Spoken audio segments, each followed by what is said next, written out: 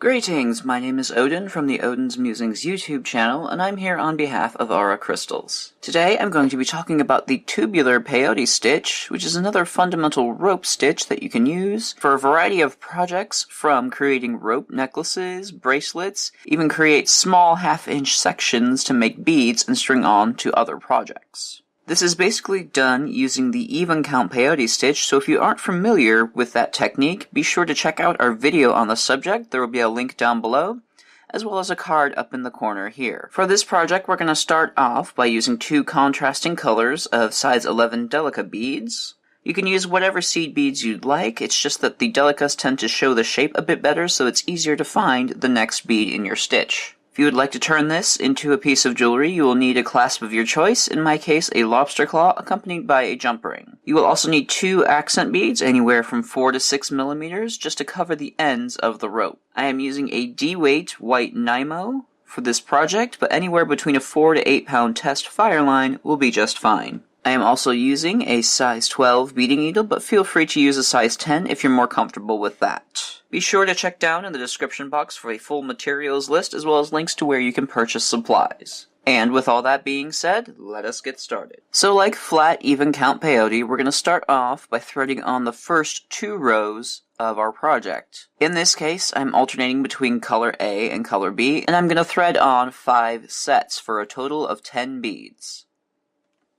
I'm going to pull that down, leaving a small, about 6-inch tail so that I can attach my clasp on the other end.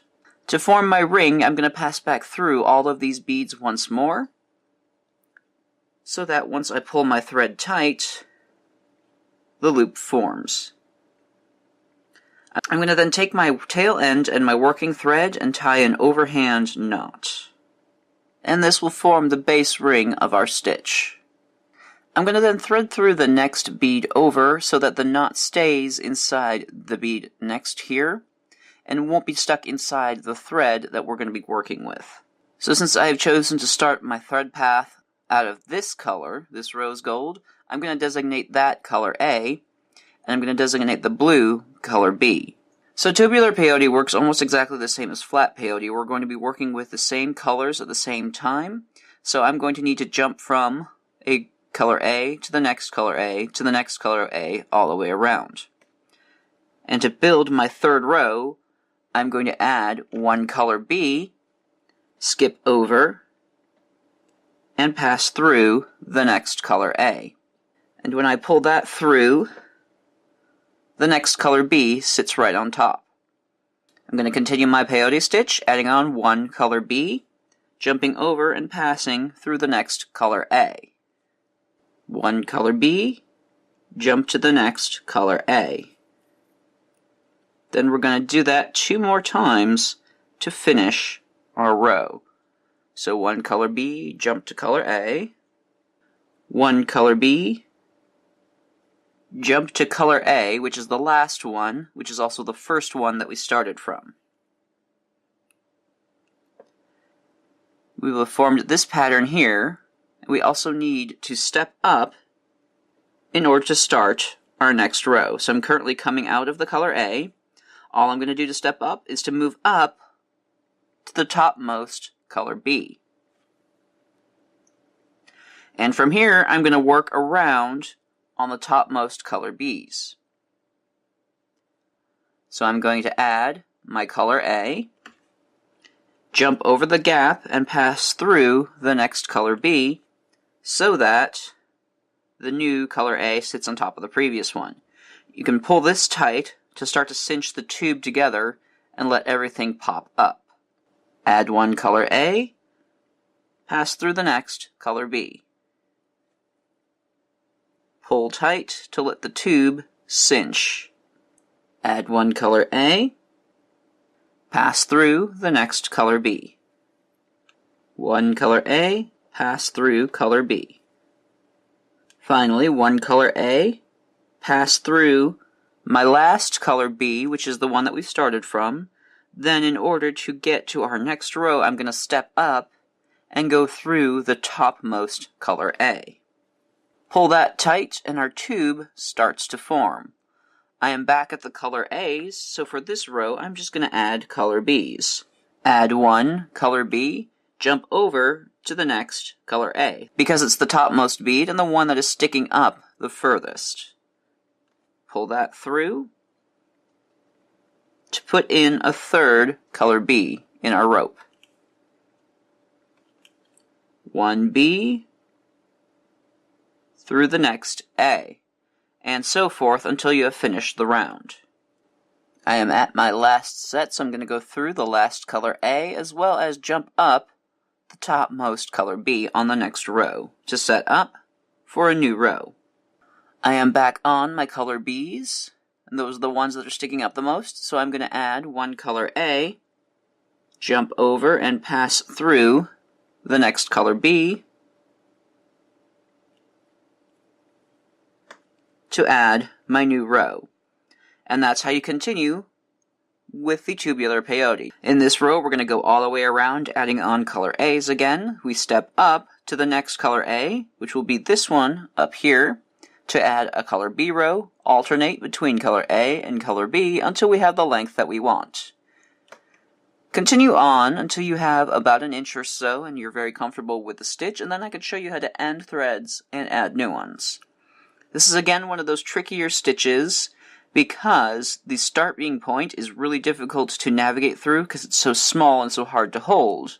But once you get a handle of it, it's really easy and really repetitive. And you should have something like this once you have gotten used to the stitch and progressed a little ways away. Now to end your thread, it's very similar to flat peyote. We want to start after finishing a complete row so that we don't have to focus too much on where we have to begin next.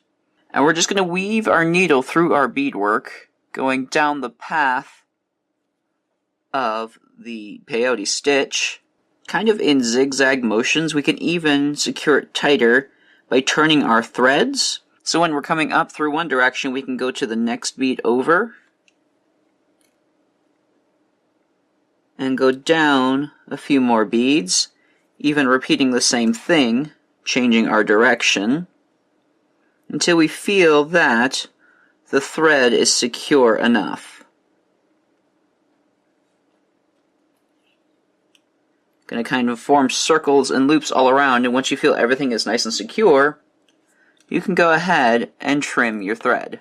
To add thread, it's going to be pretty much the same thing. We're just going to pass through, starting off pretty low on the work, and just kind of go up and around, just kind of weave through until we feel our thread is secure in different directions. Just kind of freeform it and eventually make our way up to the top where the topmost bead is. In my case, it's the color A. And I pulled tight. This is tight. My tail isn't going to come out, so I can go ahead and clip my threads short. And from here, I can continue on my stitch like normal. So to attach a clasp onto my piece, I'm going to end a complete row and step up so that I'm at the topmost point. In this case, I'm going to be working with all of the color Bs. I'm going to add one color A. If I was working with color A as on the top, I would add a color B. And then I'm also going to add my accent bead and 1/2 of my clasp. I'm going to pull that down, go back down the accent bead and the color A that I have added, pull that through so it kind of forms a fringe, and then move my thread to the next color B bead. Kind of acting like we're doing a peyote stitch, except we're having our beads in a different orientation. Like that. I'm going to add another color. Go up through the accent bead, go through the clasp, back down the accent bead and the color A that I've added, then finally move through the next color B. Once more, add on color A, go up the accent bead, through the clasp, down the accent bead and the color A, and through the next color B. Repeat that 2 more times in order to finish the clasp. And that is what the end of your piece will look like. You can also reinforce it to make the gaps tighter here. All you gotta do is, you're coming out of a color B, you go up the A, up the accent bead, through the clasp, down the accent, down the A, and then move to the next B and repeat, going up, around, down, through, up, around, down, through. You can end your threads just by weaving around your piece and then clipping your end short.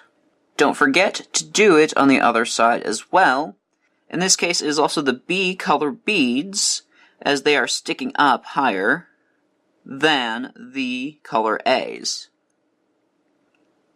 So repeat that on both sides and you will have a finished piece. And that is it for the Tubular Peyote stitch. I hope you enjoyed, and thank you so much for joining me. Let us know in the comments down below what you thought of this project and also any other stitch requests that you would like to see next. Be sure to check down in the description box for a full materials list as well as links to where you can purchase supplies. And while you're down there, feel free to subscribe to Aura Crystals for updates on new project ideas and technique patterns. And if you'd like to see more of my work, feel free to check me out at Odin's Musings right here on YouTube or at odinsbeadhall.com.